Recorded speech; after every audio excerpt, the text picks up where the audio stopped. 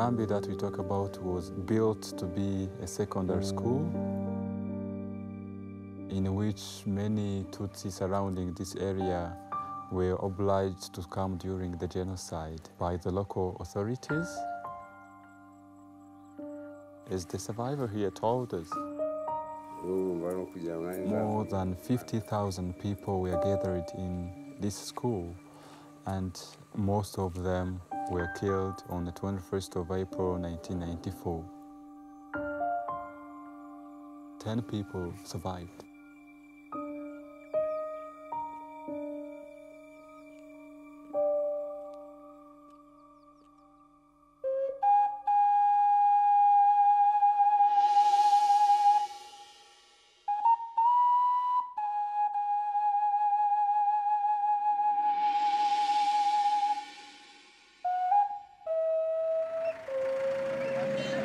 So everyone I'm looking at right now is either Tutsi or Hutu? That's right.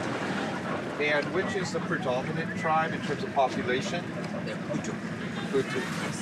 Yes. And the genocide occurred who to who? It was the Hutus killing the Tutsis. As a matter of fact, one very, very rarely speaks about tribes in Rwanda anymore. There was a time wherein folks who carried identity cards had Hutu or Tutsi stamped on their identity cards. Yes. That no longer exists. You no longer have a tribal affiliation that you are identified with. Everybody is Rwandan.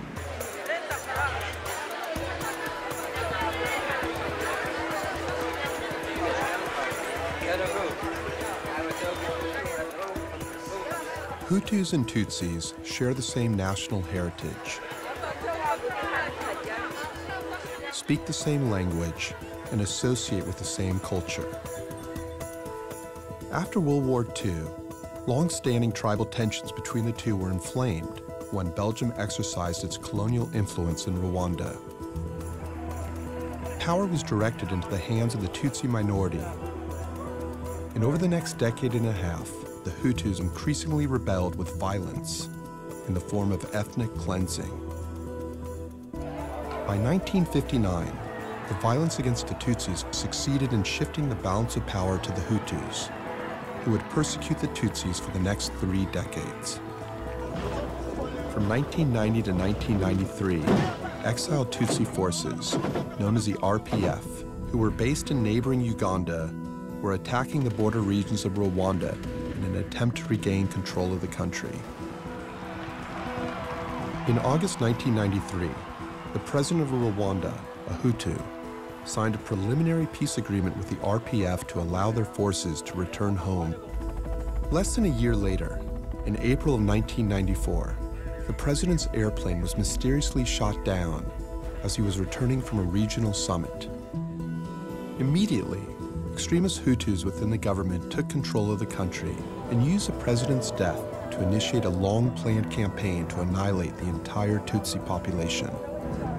Many died at the hands of neighbors and even family members, as military-led rampages were organized throughout the country, encouraging Rwandans to take up arms against one another.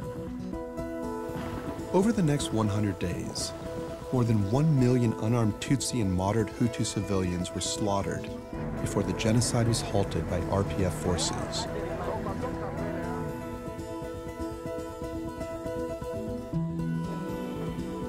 In the Rwandan capital of Kigali, we caught up with our host, Honore Gatera, the head tour guide for the Kigali Memorial Center.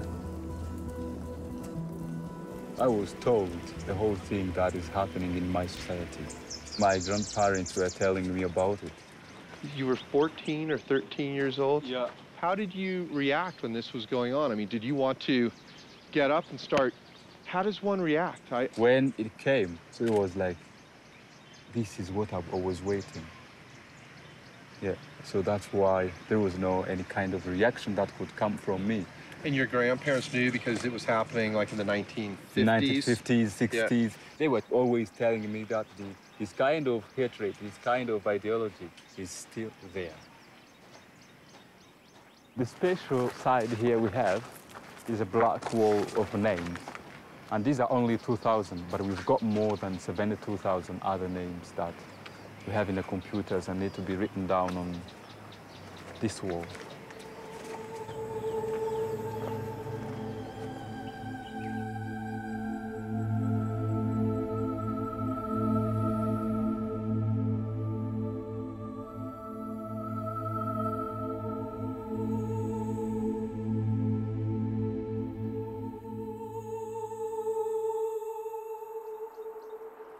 Do you see that bridge?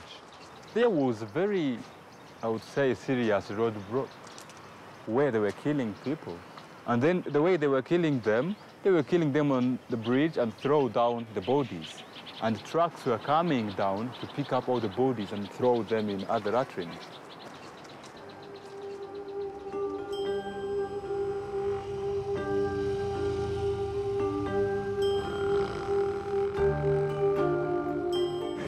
Did the radio really help steer the people?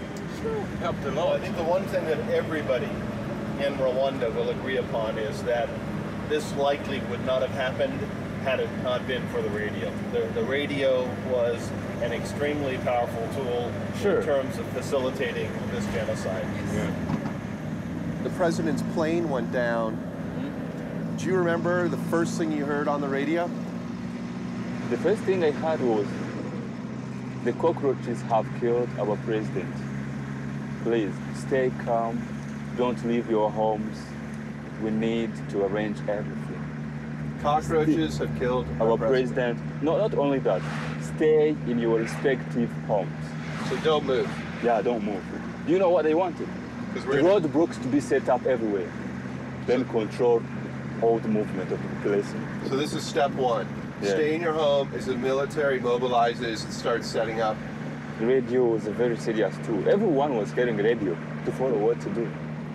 And then after a few weeks, that's when militiamen and the other local people who were involved in the killings started now creating groups of people to attack the Tutsi families everywhere. So it would be nighttime and you would see like a whole group of armed militia carrying the machetes and the radios just coming through the neighborhood and knocking down doors or Not knocking, destroying. destroying. Yeah. And they would come in and there was no questioning. You were just, No question. Just taking people, killing the machetes, clubs, or take them first and ask for money or ask for anything that they have. muzi yuko ari inyenzi ziri mu gihugu zafashe abana bazo zibohereza ku rugamba kujya gufatanya n'inkotanyi. Ibyo ni ibintu mwiyumvira muzi. Icyo gihe ni ukuvuga ko twebwe abaturage bagombye gukorera, tugomba kwikorera izo ngegera tukazitsemba. Ibi mbibabwiye mu manyakuru. Kuraje kabisa, murinde rero uwo mwobo w'amazi ejo hatazagira inyenzi iwunyuramo, muzayimerere nabi mumaze kunywa kuri ako kantu.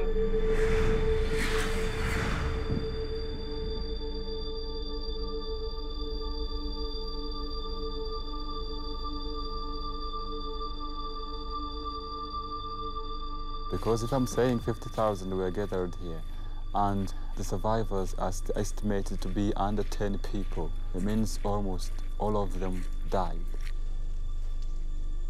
So it's kept here like a genocide memorial.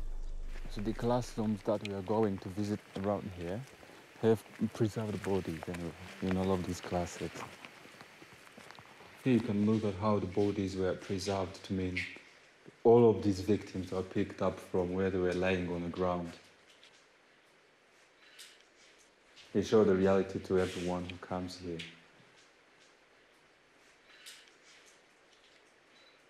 Because this is a really testimony about what happened. Because you say people died, you've buried them, but looking at the bodies like this. by burying them, this helps people remember what not to be repeated, huh? If you bury it, you forget. Sure. Even also for people from outside, it's more clear. You know, we walked into one or two rooms, but all these dormitories you see here are filled with bodies. The survivor here told us his 5 children and his wife are buried in this memorial center.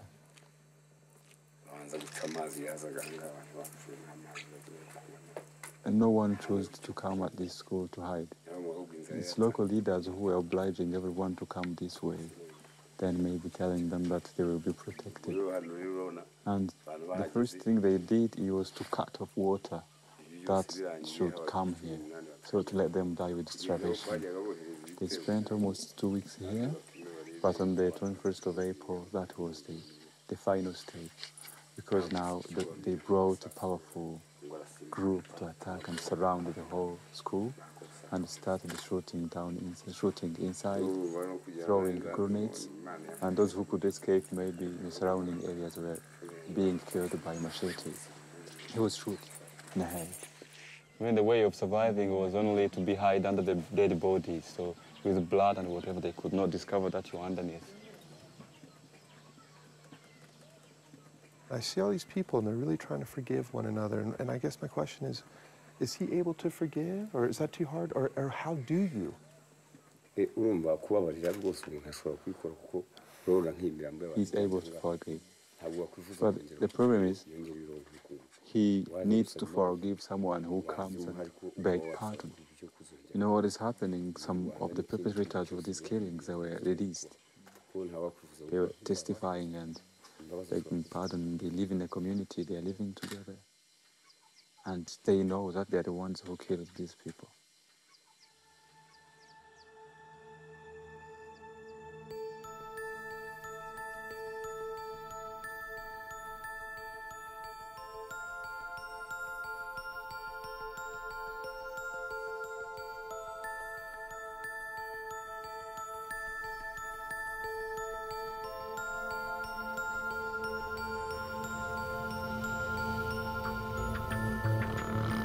If I was driving down this street in April of 1994, what would it look like? One road broke with militiamen drinking beer with machete, weapons, stopping your car, asking your ID. So your ID was your passport to life.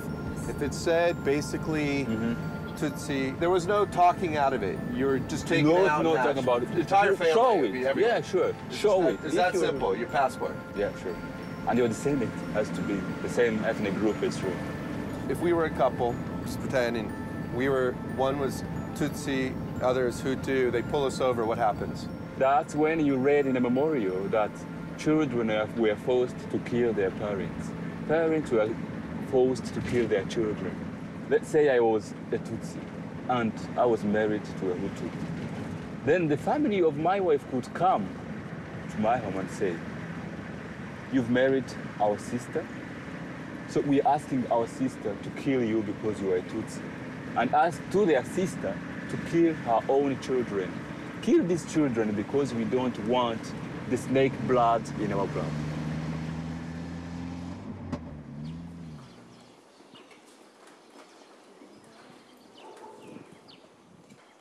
Well, this was a former Catholic church. During the 1994 genocide, Tutsi who were living nearby here came in with the hope to be protected, that no one will attack the house of God. The refugees spent only 1 week here, and afterwards the militiamen and the soldiers came here. They destroyed this door. This is exactly the door that was here at the church. They destroyed it with hand grenades, and they went inside, started killing people. Looking at the ceiling, you can see how the grenade fragments destroyed the roof. After throwing hand grenades inside in here, many people could not get out. That's when machetes and clubs started being used inside to kill everyone. The using of the radio and people, they told people to come to the churches, to go to the schools, and that way, that's how the people were able to get them all in one place and attack, right? Sure, that's how it was organized. If I was living here at that time and I turned on my radio, they'd tell me, if I lived within here, to come to here to be safe for the school we saw. Would you obey? Yeah, I probably would have. In between 10,000 and 11,000 people died in here. And all of the crops you see inside were moved from the bodies of victims who died in there. Down underneath, there are where all of the bones and the remains were collected.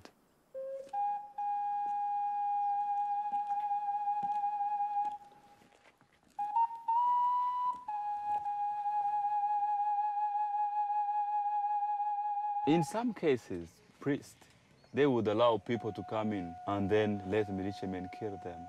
But in other cases, like here, there are some who accepted to die with those Christians. And we're in a church. Yeah. A church, should be the most safe place in the world, the place of God.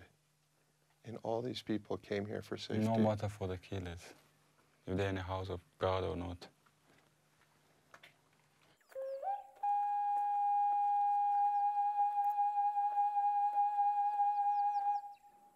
We'll never forget you.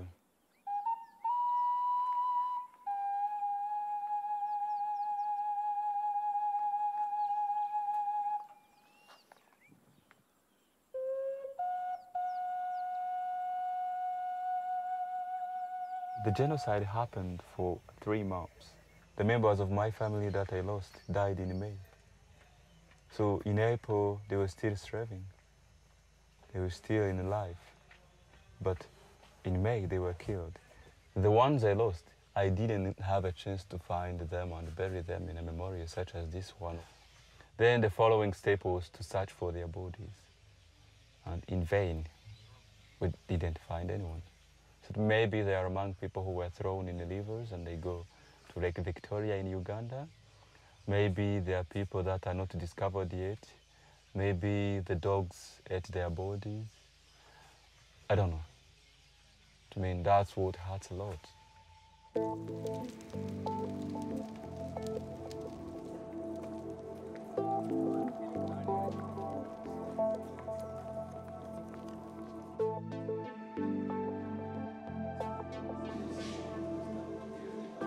At 28 years old, Honore now carries himself with a calm assurance that has allowed him to serve as a tour guide and educator at the Kigali Memorial Center for over 4 years. He has hosted UN Secretary General Ban Ki-moon, Prime Minister of England Tony Blair, and United States President George W. Bush, among others. Honore himself possesses the kind of leadership qualities that are necessary for this generation to guide Rwanda towards a successful future. And he has ambitious goals for the Kigali Memorial Center. We want to have a special educational program about the genocide. This program will be targeting school children. Targeting them is a way of dealing with the future generations because they will basically know what it is, how it happened, and what it left to the country. We are planning to have a mobile exhibition. The mobile exhibition will help to the other side of the unity and the reconciliation process.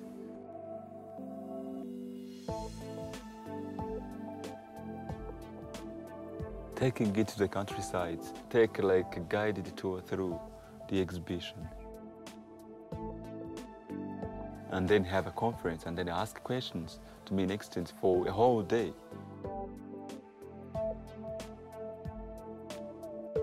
So this is what we are planning to happen.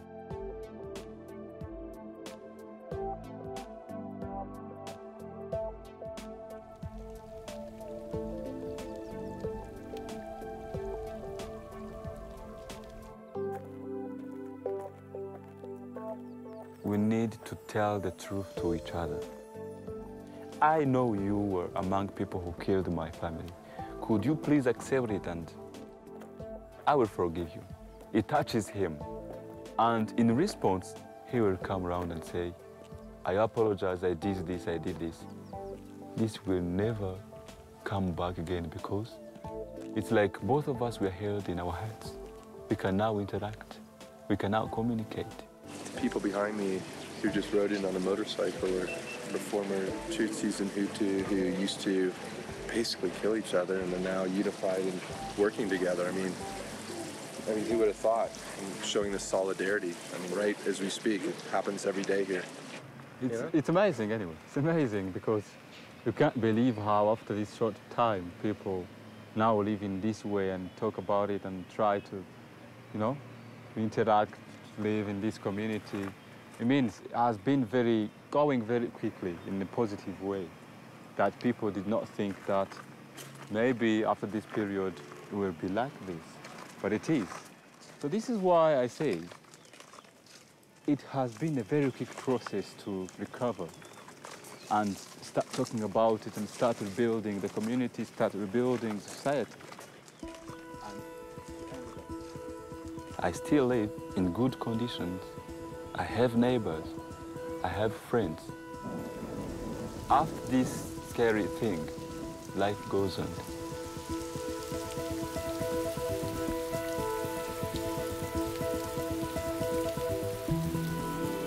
First of all, you need to have a hope in life. However it is, which kind it is, then with that kind of hope, everything comes.